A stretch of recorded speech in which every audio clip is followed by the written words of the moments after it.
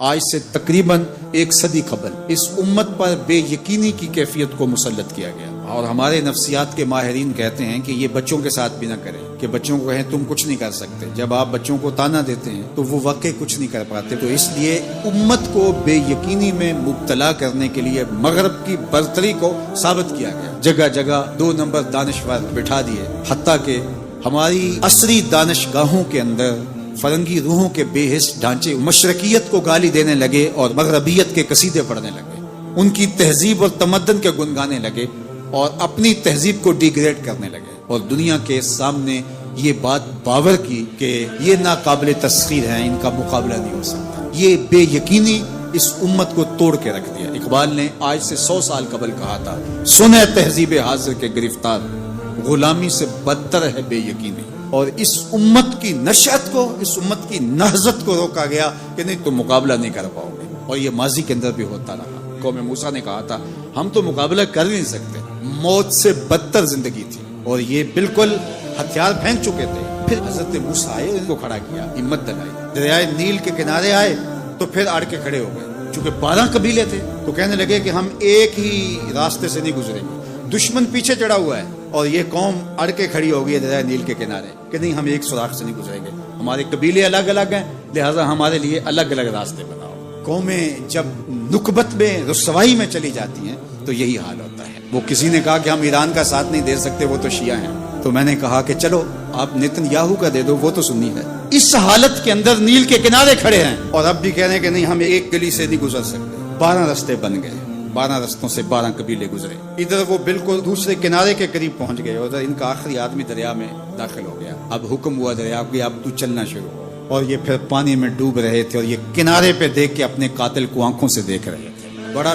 لطف آتا ہے جب قاتل کو مرتے ہوئے دیکھیں۔ آج کل بڑا مزہ آ رہا ہے، آج کل بہت خوشی ہو رہی ہے۔ یہ آج ہی مجھے کسی نے بھیجا کہ اسرائیل کے وزیر ثقافت نے ایک ہاسپٹل پہ کوئی میزائل لگا ہے، اس کی کوئی دیوار گر گئی ہے، تو اس نے کہا کہ یہ انسانیت تو نہیں ہے۔ میں نے کہا جب تم نے بچوں کو بھی کھینچ کے نکالا تھا اور آکسیجن کی نالیاں بھی توڑی تھی اور بم برسائے تھے، ان کی رگوں کے اندر بھی سرخ خون دوڑتا تھا، وہ بھی انسان تھے، تم اتنی جلدی بھول گئے، تم نے 80,000 لوگوں کو پیس کے رکھ دیا اور آج تمہیں مزہ آیا۔ میاں ابتدائے عشق ہے، روتا ہے کیا، آگے آگے دیکھیے ہوتا ہے کیا، ابھی تو لطف آئے گا، ابھی تو تمہیں پتا چلے گا کہ درد کیا ہوتا ہے۔ ابھی 1-2 ماہ قبل آئرن ڈوم کی کہانیاں یہ دانشور ہمیں سنا رہے تھے۔ وہ کہتے تھے وہاں چڑیا بھی اندر نہیں جا سکتی، لیکن پھر دنیا نے میزائل جاتے دیکھے، کیسا خوف زدہ کیا ہوا تھا۔ نہیں ناقابل تسخیر ہے، اس کا مقابلہ نہیں ہو سکتا۔ وہ آسمان سے اترے، کیوں ان کا مقابلہ نہیں ہو سکتا؟ خدا چاہے تو ممولے سے شہباز کو لڑا دے، وہ تو ابابیلوں سے ہاتھی مروا دیتا ہے۔ تو اللہ جل شانہ کمزور نہیں ہوا، اس کی خفیہ تدبیریں ابھی ختم نہیں ہوئیں اور کبھی ختم نہیں ہوں گی۔ تم ایک چال چل رہے ہو اور وہ تمہیں چال میں پھنسا رہا ہے۔ میرے اللہ نے اس امت کے تنے نازک کے اندر زندگی کی لہریں پیدا کر دی اور ایک تموج پیدا ہو گیا۔ اگرچہ آج بھی وہ فلسفہ، آج وہ دانشوری کا جعلی غلغلہ موجود ہے، آج بھی مایوسی کے نعرے لگائے جا رہے ہیں۔ 4 دن کی کہانی ہے، اس کے بعد آپ کو ایران کھنڈر بنا دکھائی دے گا، بن جائے کھنڈر، اس سے کوئی فرق نہیں پڑتا۔ جو پیغمبروں نے جنگیں لڑی ہیں اس کے نقصان پیغمبروں نے اٹھائے، اس سے کیا ہوتا ہے؟ تم کھنڈر کی بات کرتے تھو، کربلا کھنڈر نہیں بنا تھا، لیکن آج جھنڈے حسین کے جھول رہے ہیں، یزید کے تو نہیں جھول رہے ہیں۔ تو یہ کھنڈر اسرائیل بننے والا ہے، اسلام کا جھنڈا اونچا ہوگا۔ آل اسلام و یالو ولا یولا علیہ، اسلام سر بلند ہے، سر بلند رہے گا، اور شرق سے لے کر غرب تک جھنڈا میرے حضور کے نام کا لہراتا رہے گا۔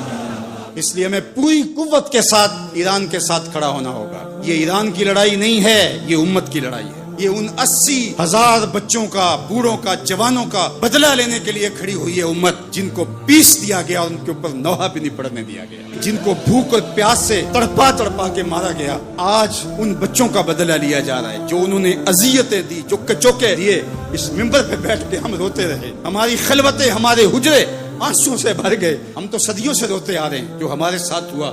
ہم نے اپنے بوڑھے باپ کو روتے ہوئے دیکھا اس امت کے لیے، ہم نے اپنے مشائخ اور اساتذہ کو روتے ہوئے دیکھا۔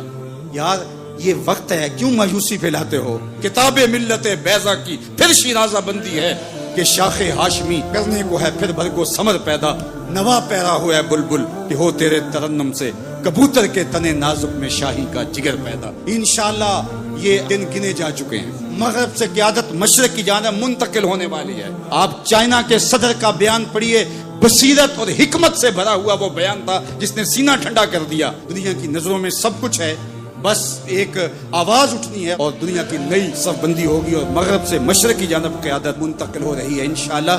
اور وہ وقت دور بھی نہیں ہے کہ انشاءاللہ اسلام کا جھنڈا پوری دنیا کے اوپر لہرائے گا اور مسلمان سر بلند ہوں گے. اور یہ بات ہم عرض کرنا چاہتے ہیں, پوری دنیا بھی اسرائیل کو مان لے, پاکستان کبھی تسلیم نہیں کرے گا انشاءاللہ. ہمارے بانی قائد اعظم محمد علی جناح نے کہا تھا کہ یہ امہ کے قلب میں گھسایا گیا خنجر ہے اور یہ مغرب کی ناجائز اولاد ہے, ناجائز ریاست ہے, کسی صورت کے اندر بھی ہم اس کو قبول نہیں کریں گے. آج یہ بات بھی سننے کو مل رہی ہے کہ شاید پاکستان ایران کے خلاف اپنے اڈے فراہم کر رہا ہے. ایسا کبھی نہیں ہوگا, یہ سوائے افواہ کے اور کچھ نہیں ہے. اللہ نے ہمیں یہ پچھلے دن جو عزت دی, جو وقار دیا انڈیا کے خلاف, ہم نے ناکوں چنے چبوائے ہوئے, تو کیا ہم اس عزت کو خاک میں اپنے ہاتھوں سے ملا دیں گے؟ ہم اتنے گرے ہوئے ہیں کہ اپنے ہمسائے ملک کے مقابلے کے اندر ہم اڈے فراہم کر دیں گے؟ کیا ہماری غیرت اتنی بھی نہیں ہے؟ کبھی نہیں ہوگا انشاءاللہ. ہم ایران کے ساتھ کھڑے ہوں گے. کیسے کھڑے ہوں گے یہ ہمارے عسکری ماہرین کا تجربہ ہے کہ انہوں نے کیسے کھڑے ہونا ہے اور کس طرح ساتھ دینا ہے. ہم وہاں سے زخم لگائیں گے, تمہیں پتہ بھی نہیں چلے گا یہ تیر آیا کدھر سے ہے انشاءاللہ. تم چیخو گے لیکن تمہیں پتہ نہیں چل سکے گا کہ یہ پہنچا کیسے ہے, کس راستے آیا ہے. انشاءاللہ اب تمہارے رونے چیخنے کا دور شروع ہوا اور انشاءاللہ بیت المقدس ان قریب ایسے مرحلے میں پہنچے گا کہ ہم یہاں کہہ رہے ہوں گے کہ ہم بیت المقدس کے راستے مدینے جا رہے ہیں. انشاءاللہ بیت المقدس آزاد ہوگا اور ہم ایسے حج عمرے کریں گے کہ اللہ کے ایک گھر سے احرام باندھیں گے اور دوسرے گھر میں جا کے عمرہ کر کے اور حج کر کے کھولیں گے انشاءاللہ العزیز. وہ وقت جلد یا بدیر آنے والا ہے کیونکہ الحق کو یالو ولا یولا الیہ, حق ہی سر بلند ہوگا. جلد یا بدیر اسلام نے ہی غالب آنا ہے اور انشاءاللہ وہ آ کے رہے گا.